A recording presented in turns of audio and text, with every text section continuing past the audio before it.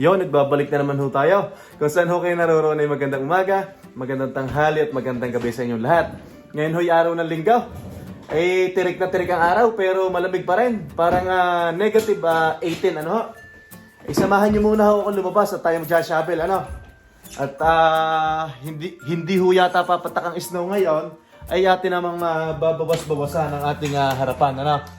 Ay ito pakikita ko sa inyo yung itong likuran ng bahay namin. Yan talaga hong napakakapal na. Ay pag hindi ko rin babawasan, ay kami lang din na mahihirapan ano. Ayan ay babawasan ho natin ito at para tayo may daanan. Tapos i-start na ho din natin ang ating sasakyan, ito yung truck at para ho uminit ano dahil parang 4 na araw ko na itong hindi na-i-start Ayan ay tirik na tirik ho si haring araw Ay ngayon, ang problema lang namin, nakalimutan namin bumili ng pang-shovel. Meron naman kami. Kaso ang problema ay iisa, ay hindi ako matutulungan ni Utay. Ay baka ako na lang ang bumanat din At sabi ko sa mag-ina ay magtulong na lang silang magluto ng almusal. Tinanghali na naman ho kaming gumising. At napalaban naman ng movie na naman kagabi. Ayan ho ang aming pang-shovel. Ay pupunta muna ho tayo din sa garahe. At bubuksan natin ang garahe. At ating i-start ang sasakyan. Tapos aring likurang ay atin hong babawas-bawasan ang snow. Makapal ho yan. Hindi lang ho masyadong mapansin. At patag na patag. Pero sa personal ho ay makapal.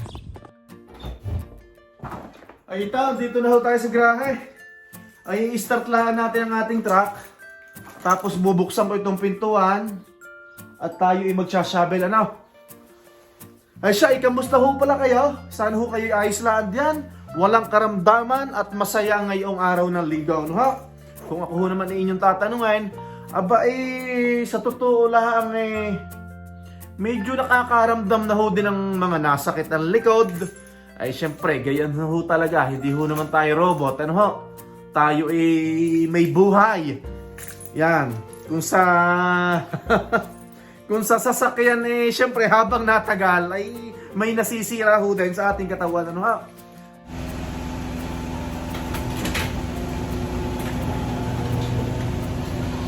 Yan. Tinahong ko nabuksan tong garahe. Ay ngayon tayo ay mag-shovel muna. Ay pakikita ko sa inyo kung hindi naman kakapalan. Pero siyempre pag umatras dito ang aking sasakyan, yung sedan, ay mababahura dito. Yan ho ang snow Yan ho may kakapalan din. Yan. Ay siyempre, ay pag umatras dyan ang sasakyan natin, yung kotse ay mababahura At hindi naman ho all-wheel drive yan. Ay ito tirik na tirik ang araw Ay ngayon, ay kukunin muna natin na ring shovel at tayo magsha-shovel At habang si Utoy at ang mahal na Reyna ay nagpiprepare ng ating masarap na almusal, ano kaya ayan? Baka yun ay ginisang itlog na naman Aray, kukunin muna natin pasensya na ho kung medyo magulo ang pagbibideo Ay mamaya ho tayo may pagkukwentuhan Minsan ho ay talagang nasasaktan ho ang ating damdamin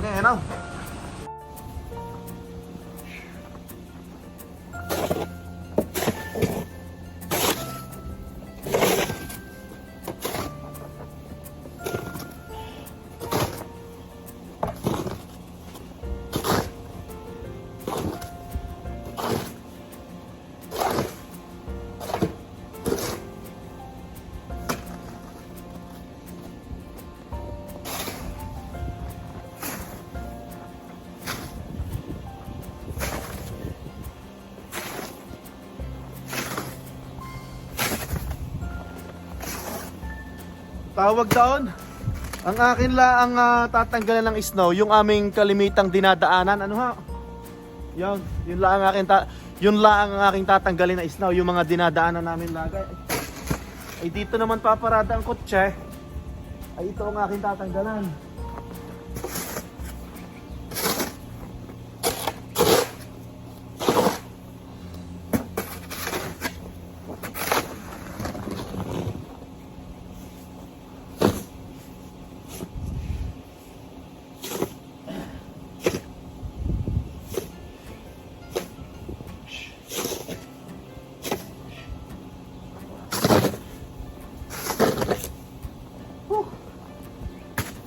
Matanda na talaga. Madali na mapagod.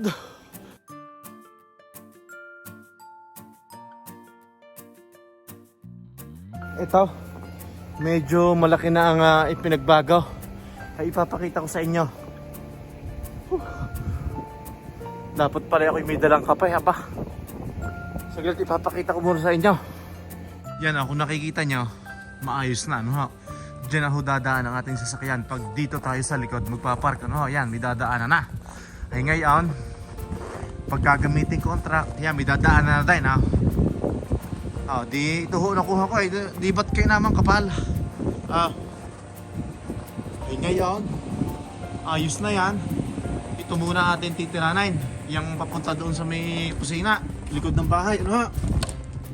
Usapin na natin. Yan ang ating titiranin ngayon.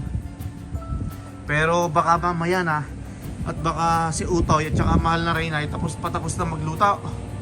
Ayun ang ating babanatan, ano. Pero ito ay okay na naman, ano, yan. Yan, ganyan ho ang buhay namin dito sa Canada, no? Ang mahirap po dito, halimbawa ikaw ay may pasok, kumbaga madaling araw, tapos baka palang snow. Gaya nung nakaraan, gigising ka na maaga, magsashovel ka, ano ho. Kung ikaw na may walang sasakyan, syempre, yung dadaanan mo, ng mga paa mo, ay iyo din tatanggalan ng snow. Ano ho, yan, ganyan ho lang. Yan, masarap na masaya. Ano ho, yan. Tandang-tanda ko ho, nung ako'y bago dating dito sa Canada, ay puro ako pa picture sa snow. Aba, nung nagtagal ay ako'y naiiyamot na. Ay ako'y nananawa na at sabi ko hindi rin maganda ang laging karne. Ano ha? Abay tunay naman ay. Ay naka, negative 18 ngayon. Tirek na tirek si Haring Araw. Ano? Wala tayong lakad ngayon. Dito lang sa bahay. Maglalaba, maglilinis. Ano ha? Yan, ito ang aking truck. Good condition pa rin. Bihira lang ang gamitin. Yan. Ay. Siya, tayo muna ipapasok sa luaw. Ba't titingnan ka kung tapos na sila magluto? Siya, kakain muna ho tayo. Ano bang ulam, mami? Ito. Luto ng mahal na Reyna. Ano to? Naan bread? Naan bread. Abay, Utay, mag-hi ka muna. Yan at saka dumpling. Siya, ikain ho tayo. Magandang umaga ho sa inyong lahat. Ano? Ari ang aming ulam ngayon. Anong sabaw ito? Cheese ramen. Cheese ramen? Okay, yan ho, naan bread. Siya, tayo muna kumain. Magandang araw ng linggo sa inyong lahat. Ano ha? Have a blessed Sunday. Sarap po, kain tayo. Noodles, may itlog, tapos may dumpling, tapos naan bread, mayonnaise, cheese. Ano to, maleng? O ano to, meatloaf o ano? Meatloaf. Okay, tapos kamatis at saka cucumber. Kain ho tayo, ano ha? Ito, tapos na ho tayong kumain. Eh, ito naman ang ating babanatan. Ano? Yan. Napakasarap ng kain yun. Ay, kuwan Nakadalawang salin ako sa mangkok alam nyo ba ang mangkok? Yung soup bowl. Sa amin sa Batangas yun mangkok. Yan. Ito naman ang ating babanatan. Masarap ang aking ibinanat na yun Abay, nasaan kaya ang aking ko? Ang aking pang shovel? Ay, naiwan yun sa truck, sa garahe. Nakasaglit lang. Ito, bale, mag-uumpisa na naman tayo. At tayo na may bagong kain. Ay, mag-uumpisa na tayong magtanggal uli ng snow. Ano? Kasarap ng aming kinain Busog na busog Ito, may ipinagbago na. Kita nyo ho naman Yan. May maganda na tayong daanan. Papunta din sa ating garahe. Tapos din sa labas, ayos na rin. Yan. Tapos, ang ating babanatan ngayon ay yung papunta sa kusina. At pagkatapos natin diyan, doon naman sa harapan ng bahay, doon sa may kwan, sa may mailbox. Dahil ang importante ho, doon sa may mailbox, para makapaghatid ho ng mga mensahe, ng mga sulat. At may dadaanan ng ating, ano bang tawag doon, kartero ba tawag doon? Sa nagdadala ng sulat, hindi ko ho alam eh. Pakituruan na lang ako doon sa messenger, sa nagdadala nga ng sulat. Basta, yun na yun. Ay, yun ho eh, dapat malinis natin yung ating kwan down, harapan.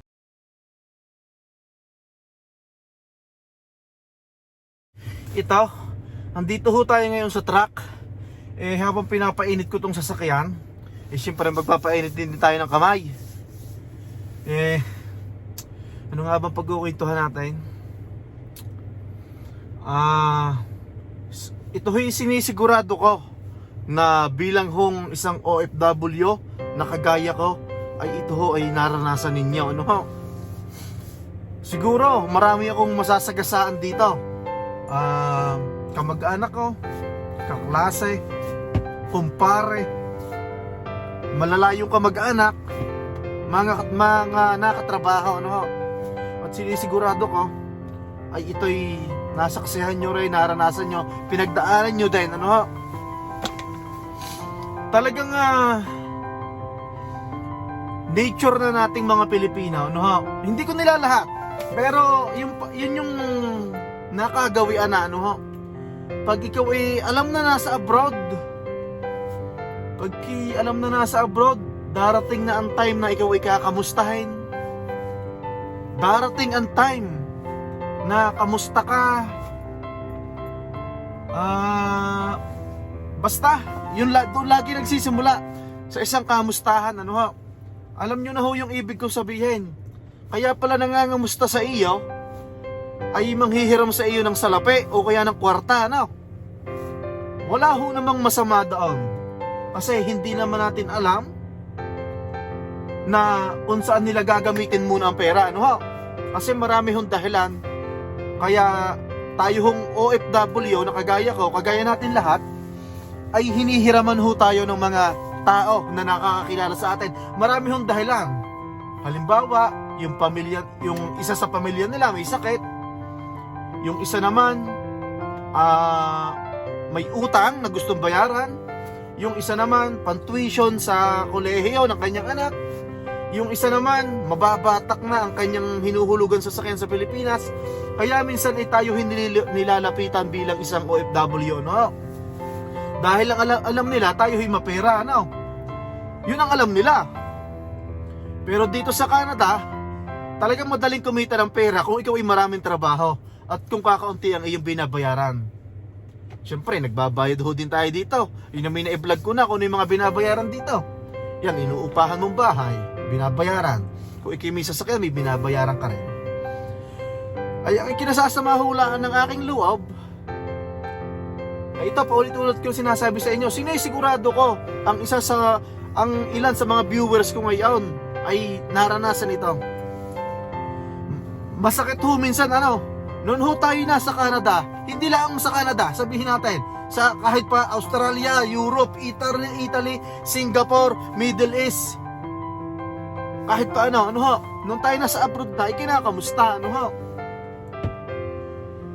samantala ho tayo, ako yung nung naranasan ko, nung ako'y nag-a-apply sa Maynila, ang haba ng pila, yun hong 150 pesos, pinagkakasya ko. Wala humunlaan nangangamusta sa akin kung anong ulam mo. Yun hong alis ko na madaling araw sa Batangas, 4:30. Ang dating ko ho na Maynila, traffic sa Cavite, sa Bacoor, ay mga alas 11 na. Talaga hong kung babalikan ko lang ho yung aking pinagdaanan. Tapos ngayon, kakamustahin ka ng mga tao ngayon na kilala ka dahil ikaw ay sa pagkakaalam nila ay meron ka ng kwarta, ay nagkakamali ho sila. Aminado ho ako, may mga napahiram ho akong tao. Hindi naman kalakihan. May pinahiram ako, nangihiram ng 10,000. Ang pinahiram ko, 1,000. Sabi ko, iyon na yan, wag mo nang ibalik sa akin, wag mo nang bayaran. Ang hiniram ay 10,000. May nanghiram ho ng 5,000. Binigyan ko lang ho ng 500. O, wag mo nang ibalik sa akin. Kahit pa paano nakatulong pa din ho tayo, no?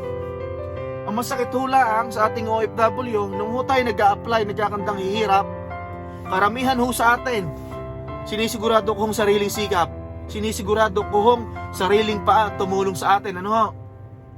Alam nyo ho naman yung aking istorya, na nagsangla-sangla ako ng lupa, tapos ibinenta ko ang motor ko, ang kotse ko, nang hiram ako dati ng 100,000 sa dati kong amo. Yan, ito ho lang naman inapapag-usapan natin, ano ho? At minsan ho talaga nakakasama ng loob, no? Ang alam nila, maayos ka na dito sa bansang ito. Pero sa totoo lang, ito, medyo nakakaayos-ayos nga ho kami ng kaunti.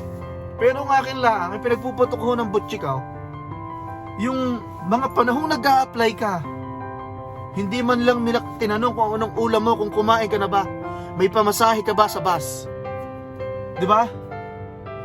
At ito pa ang isa. Ang isa sa mga iyon ay nilapitan ko. Yung isa sa mga nanghihiram ngayon ay nilapitan ko dati na nanghihiram ako ng pira. Siguro kung may nakakapanood man ito ng vlog kong ito, at isa ka doon sa nanghihiram sa akin ngayon, ay ako'y patatawarin mo. At talagang nakakasama ng loob. Abay, nag-a-apply ho tayo dati. Gala ho tayo panghihiram ng kwarta, ng salapi. Minsan ho kakain ka na ng marami sa Batangas, sa bahay namin ng agahan ng marami. At para hindi ka nabibili ng tanghalian. Nakaranas ho din ako na saging ang baon, nilagang saba. Dahil siyempre, ubus na eh. Wala na hong pera. Yun hong sa huling vlog ko, hindi huling vlog, yung vlog ko last year, yung ang pinakapangalan ng thumbnail ay emosyonal ang mahal na Reyna. Tandang-tanda ko yun. 2018, Pasko, 2018. Pasko yun, December. Gustong-gusto namin mag-asawa bumili ng isang lechon manok, Senyor Pedro, hindi kami makabili. At lahat ho ng naipon namin pera ay naibayad na ho sa agency. Magpapasko, gusto namin bumili ng manok, lechon manok, Senyor Pedro, hindi ho kami nakabili. Wala ho nakahayin sa lamesa namin. Talaga hong lang, gusto ko lang balikan. Talagang nakakasama ng loob, ano ho?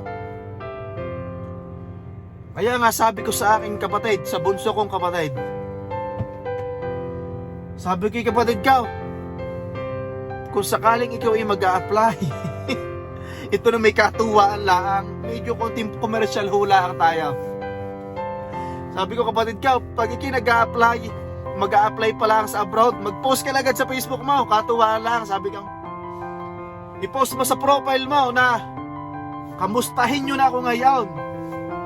Kamustahin nyo na kung may pera ba ako o wala. Kamustahin nyo na kung gipit na gipit ba ako. Hindi yung kakamustahin nyo ako pag ako'y nadoon na sa patutunguhan ko. Yun ang sabi ko sa akin, bunsong kapatid. Talaga hong medyo nakakalungkot, ano ho, nung nag-a-apply ho tayo, sarili natin. Pero syempre, alam ko naman, ang iba sa inyo ay syempre tinulungan ng magulang, tinulungan ng kapatid, hindi nahirapan maghanap ng mga pang-placement. Pero ako, yung kagaya namin na iba, for sure naman ay kagaya ho ng karanasan ko na talagang sariling sikap pa ho. Ano ho? Tapos magugulat ka na laang isang araw, nung nakaraang buwan, kahapon, may mga ngamusta sa iyo. Pero nung mga panahon na ikaw ay talagang kung sa Batangas, alumihit ang puwet, ikot ang puwet sa paghahanap ng kwarta. Tapos biglang ganito na lang na mangyayari na ikaw ay kakamustahin. Ay ito ho'y napapag-usapan laang. Kung ito'y mapanood man ng mga taong iyon, ay pasensya na ho, ito ho yung saloobin ko. Gusto ko lang magpakatotoo at gusto ko lang magpakalalaki. Ano ha? Hindi ho ako nagagalit sa inyo. Kayo'y kaya kong pahiramin, pero hindi sa halaga na gusto nyo. Ano ho? May pamilya ho din akong binubuhay din eh.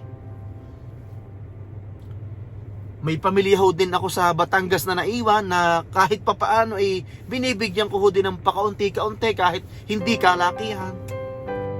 Ayun lang po.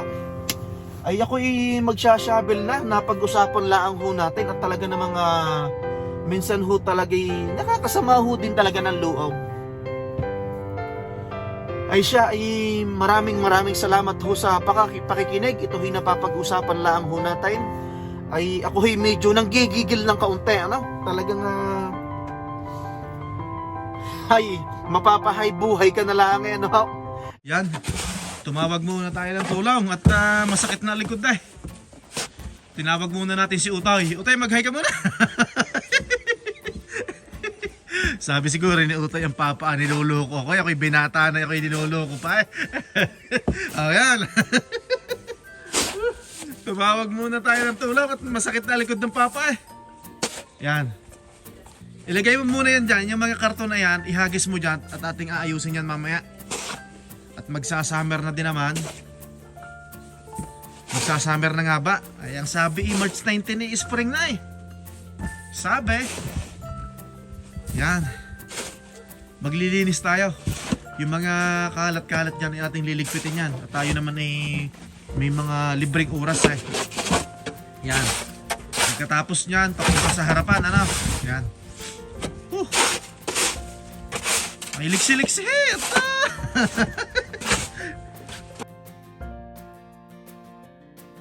Ayan ho si Utoy, bali nagsashovel na. Ay ito ho yung aming harapan. Ay kung ikaw ba'y magdadala ng sulat, ay ikaw ba ay sisipagin pang magdala ng sulat din eh. Ay kitang-kita nyo naman eh. Snow eh. Halimbawa magdadala ka ng mga package. Halimbawa magdi-deliver ka dito sa bahay namin. Ayan ho ang itsura. Yan si Utoy nagtutulak. Yan.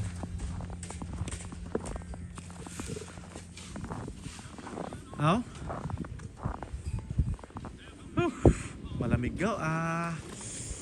Masakit ho sa tainga. Ay, kaya namang sakit ho dito sa tainga. Dapat ay laging balot na balot ito. Tapos itong ating lieg, may palagay din tayo sa lieg. Ano ha?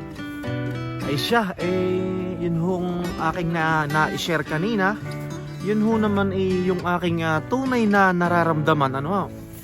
Alam ko ho na yung iba sa inyo ay may mga karanasan kagaya ko.